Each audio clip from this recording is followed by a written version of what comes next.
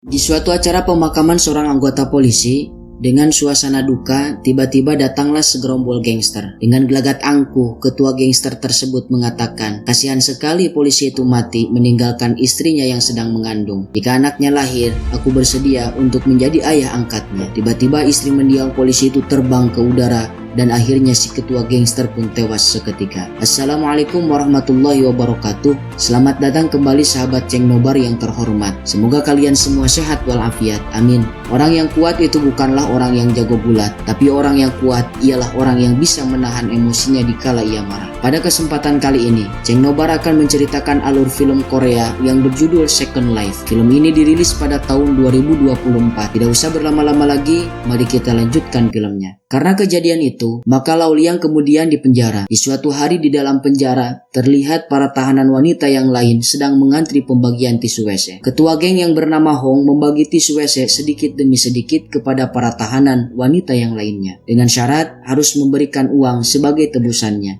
Hingga antrian pun jatuh kepada seorang wanita gendut. Wanita gendut itu menuturkan bahwa ia sedang membutuhkan tisu yang banyak karena dia sedang menstruasi. Namun bukannya ketua geng itu memberikannya, malah menyuruh anak buahnya untuk mengeroyok wanita gendut itu.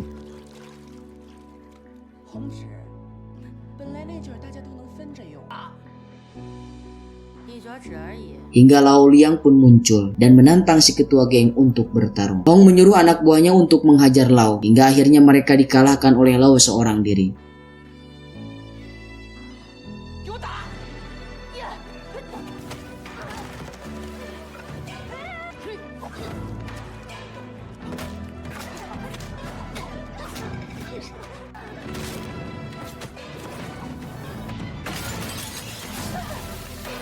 Setelah bawahannya dikalahkan, Hong kemudian menyerang Lau.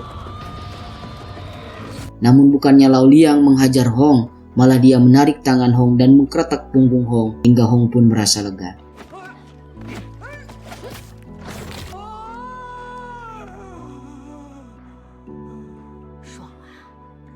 Setelah perkelahian itu selesai, tiba-tiba ketuban Lau pecah.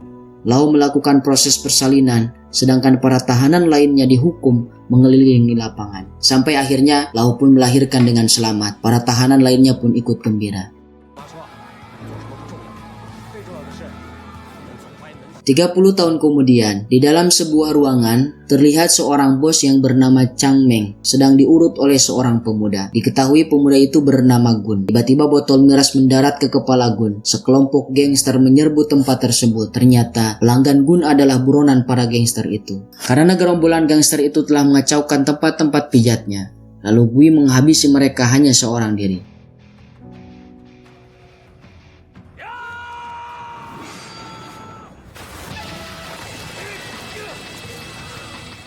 Setelah pertarungan selesai, Chang Meng melemparkan segepok uang kepada Gui. Lalu Chang Meng mengundangnya datang esok hari untuk acara makan-makan di rumahnya. Keesokan harinya Gui mendatangi rumah Chang Meng. Ternyata Chang Meng adalah seorang bos dari sebuah kelompok gangster ternama.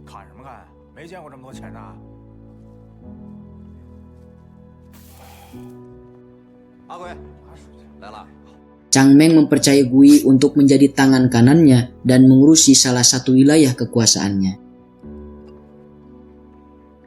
Pada malam harinya, salah satu anak buah Gui yang bernama Bin sedang dianiaya oleh Mafu. Mafu adalah senior Gui.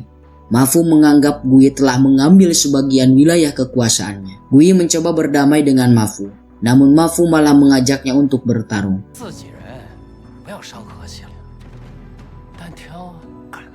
Pertarungan pun terjadi antara mereka berdua. Mereka berdua bertarung di dalam sebuah warung telepon seluler, hingga akhirnya Gui lah yang memenangkan pertarungan itu.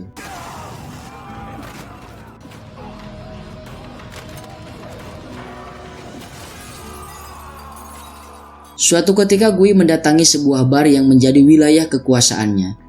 Saat itu ia menemukan obat terlarang dijual di tempat itu. Lalu Gui mengusir bawahannya karena telah berani menjual obat terlarang di wilayah kekuasaannya. Setelah itu, pesta dimulai dengan meriah. Saat Gui terhanyut dalam pesta, tiba-tiba datang seseorang bermasker menyemburkan air keras ke kepala Gui. Akibat kejadian itu, kini Gui menjadi buta.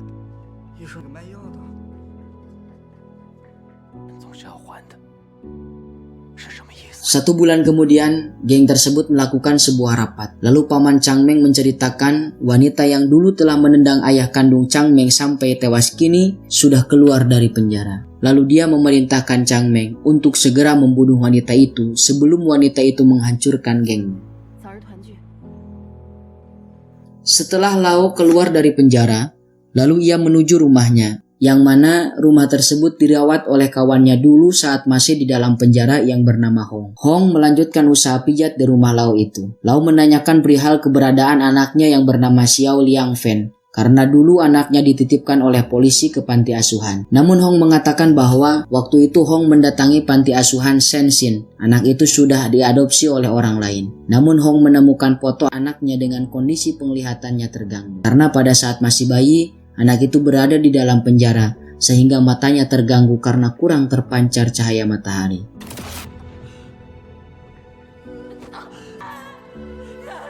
Hong tidak dapat menemukan orang yang telah mengadopsi Xiao karena panti asuhan itu sudah kehilangan kontak dengan orang tua yang telah mengadopsi Xiao. Namun Hong menuturkan bahwa dia telah melaporkan kepada kantor polisi untuk mencari keberadaan anaknya itu. Pada malam harinya, rumah itu diserbu oleh sekelompok gangster yaitu anak buah Chang.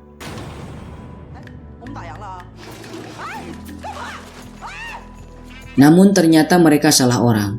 Mereka meringkus Hong dan memasukkannya ke dalam karung lalu digebuki. Setelah itu, kemudian mereka mencari Lau kembali. Tiba-tiba Lau muncul dengan cepat menghabisi mereka semua dengan brutal meski seorang diri.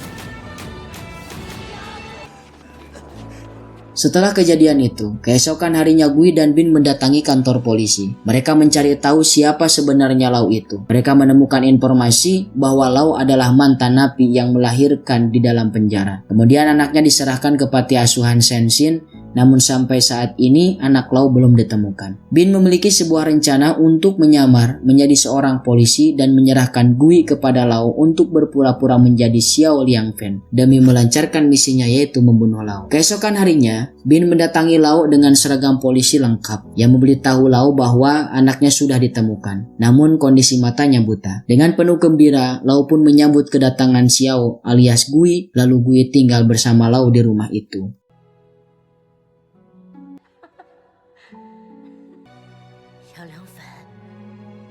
Keesokan harinya Gui bangun di pagi hari. Ia diperintah oleh Lau untuk memijat pelanggannya. Saat itu Lau berada di belakang Gui. Lau membimbing Gui untuk menunjukkan area punggung yang harus dipijat. Dengan sekejap saja, Gui mampu mempraktekannya, hingga pelanggannya itu pun merasa puas.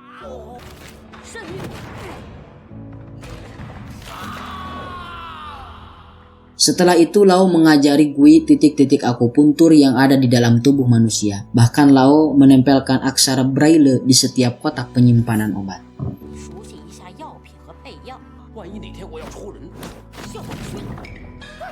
Ketika Lau beristirahat, Gui berencana untuk mencabut tabung gas dan hendak meledakkan rumah itu. Lalu ia menutup semua jendela. Setelah itu dia memotong tabung gas dan berlari keluar dari ruangan itu. Dia tertawa dengan gembira karena rumah itu sudah meledak, namun ternyata itu hanyalah hayalan Gui saja.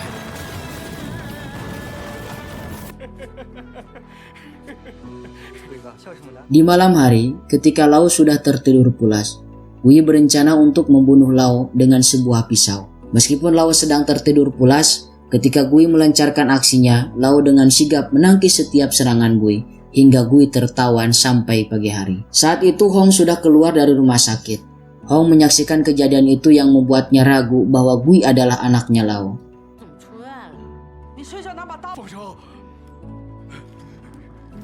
Kemudian Hong menginterogasi Gui untuk mencari kebenaran apakah Gui adalah Xiao atau hanya berpura-pura saja demi membunuh Lau. Hong menanyakan segala hal termasuk menanyakan di panti asuhan mana Gui dibesarkan. dan kejadian apa saja yang membuat mata Gui menjadi buta.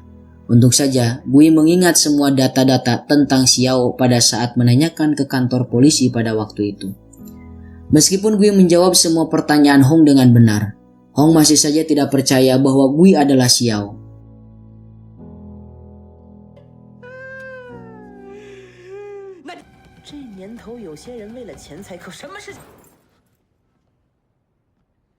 Demi mengobati rasa penasaran, Hong diam-diam mengambil sedikit rambut Lau dan Gui saat mereka lengah untuk dilakukan tes DNA. Lau dan Gui menghabiskan waktu kebersamaan dengan harmonis layaknya ibu dan anak dan menurunkan semua keilmuan Lau kepada Gui.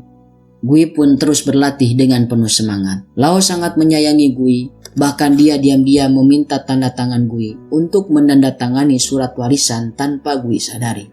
Ketika Gui dan Bin sedang berbincang-bincang di suatu warung lesehan, ia menjumpai Mak Fu. Ternyata sekarang dia bekerja sebagai tukang cuci piring di lesehan tersebut. Ia menceritakan bahwa dirinya dikeluarkan oleh Chang Meng dari geng itu karena kakinya sudah lumpuh. Ia juga memperingatkan kepada Gui agar berhati-hati dengan Chang Meng karena banyak rencana busuknya yang tidak diketahui oleh orang lain, bahkan oleh asisten pribadinya sendiri. Mapu juga membocorkan informasi bahwa Chang Meng telah menyewa pembunuh bayaran untuk menghabisi Lau. Ia mengingatkan agar Gui berhati-hati. Ketika Gui sedang bersantai, tiba-tiba dia didatangi oleh seorang gadis cantik. Gadis itu ingin melamar pekerjaan di tempat itu sebagai asisten rumah tangga. Namun, ketika gadis itu sedang berbincang-bincang dengan Lau, Gui mencium aroma amis pada gadis itu. Ia mencurigai bahwa gadis itu adalah pembunuh bayaran yang diutus oleh Chang Meng.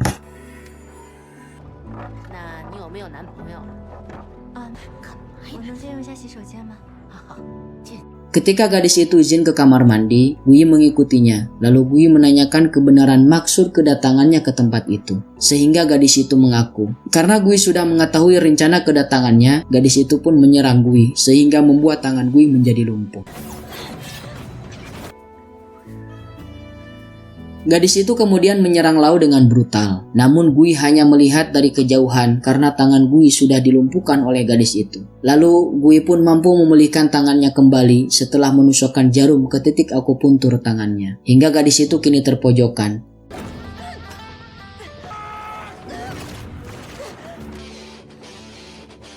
Di tengah-tengah kekalahan, tiba-tiba bala bantuan datang. Kini Gui dan Lau menghadapi dua pembunuh bayaran dengan keahlian bela diri yang luar biasa. Namun Gui dan Lau tidak gentar begitu saja. Dengan kerjasama antara anak dan ibu, akhirnya dua pembunuh bayaran itu dapat dikalahkan.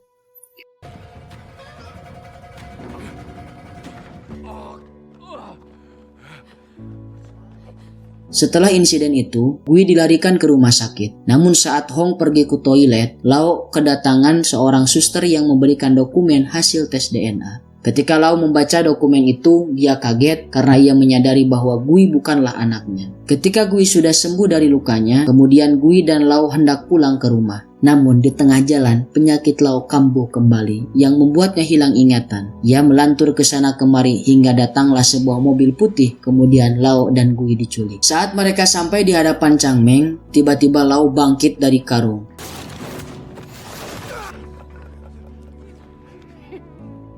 Kini Chang Meng malah menjadi tawanan Lau. Lalu Lau memanggil-manggil Xiao anaknya. Kemudian Gui datang menghampiri Lau. Tanpa disadari Lau, Chang Meng memberikan sebuah pisau belati kepada Gui. Lalu si bos memerintahkan Gui untuk membunuh Lau. Hingga akhirnya pisau itu mengenai punggungnya yang membuatnya Lau tidak sadarkan diri.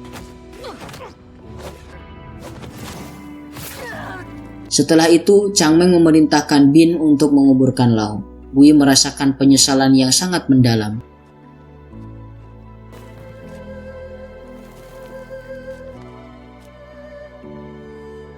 Kemudian Gui kembali ke rumah itu. Dia menyesal atas perbuatan yang sudah ia lakukan. Ia mengingat masa-masa saat dirinya bersama Lau, layaknya seorang ibu dan anak sungguhan. Hingga kemudian Gui tertidur. Saat matahari terbit, Gui bangkit dari tidurnya. Ketika dia turun menuju lantai bawah, dia didatangi 3 orang polisi yang hendak menangkap Gui karena dokter yang menangani penyakit Lau melaporkan bahwa Lau telah hilang selama 48 jam. Ketika polisi mencari-cari keberadaan Lau, polisi menemukan sebuah pisau yang berlumuran darah. Kemudian polisi menemukan sidik jari Gui di pisau itu. Ketika Gui hendak diborgol, tiba-tiba Lau muncul di belakang Gui yang membuat Gui kaget. Namun polisi akan tetap menangkap Gui karena Gui telah melakukan percobaan pembunuhan. Tiba-tiba Bin datang menghentikan para polisi itu, lalu memberikan sebuah telepon kepada 3 polisi itu yang membuat mereka kaget dan akhirnya menghentikan penangkapan Gui. Ternyata Bin adalah seorang intelijen tingkat tinggi.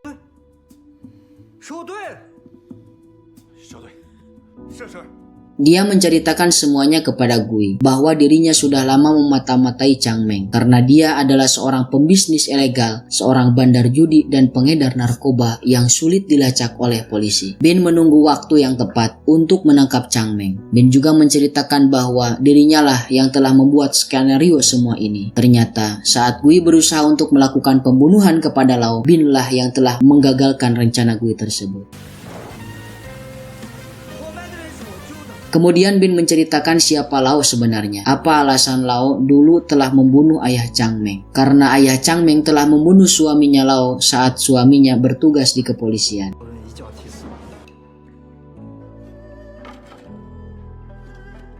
Pada malam hari, Gui mendatangi kediaman Chang Meng. Ia memohon kepada Chang Meng untuk menghentikan upaya pembunuhan Lau. Namun, Chang Meng menolak hal itu, sehingga Gui melumpuhkan Chang Meng dengan cara memindahkan tulang punggungnya. Lalu anak buah Chang Meng mengepung Gui. Pengeroyokan pun terjadi, sehingga Gui dapat dikalahkan.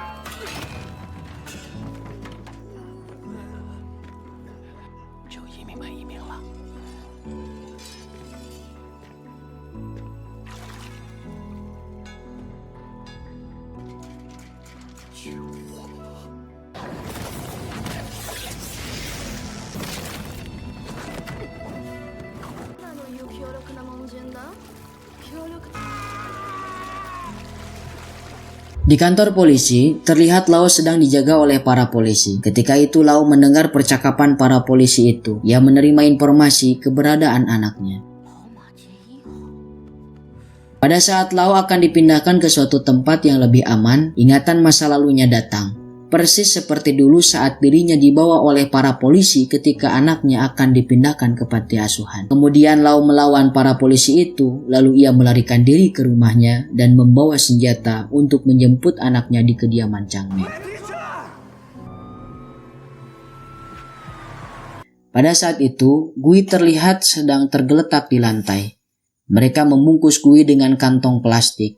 Hingga tiba-tiba Lau datang dengan membawa senjata pusakanya. Dia datang seorang diri. Meskipun demikian, kekuatan nenek tua itu mampu membuat mereka kewalahan sehingga Gui dapat diselamatkan.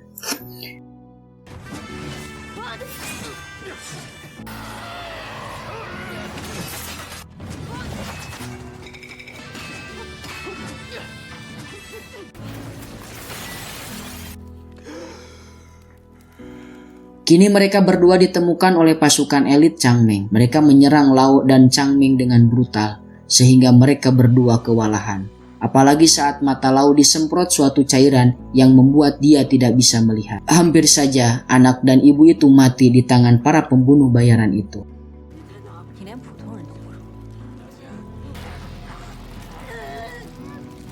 Dengan keadaan dua-duanya tidak bisa melihat, kemampuan analisa dan atas kerjasama mereka berdua sehingga para pembunuh bayaran itu dapat dikalahkan.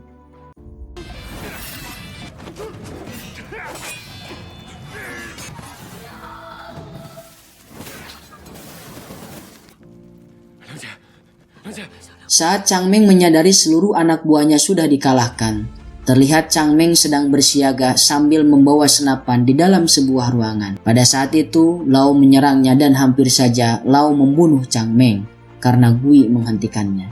Ketika mereka berdua lengah, Chang Meng menodongkan moncong senjata kepada mereka berdua.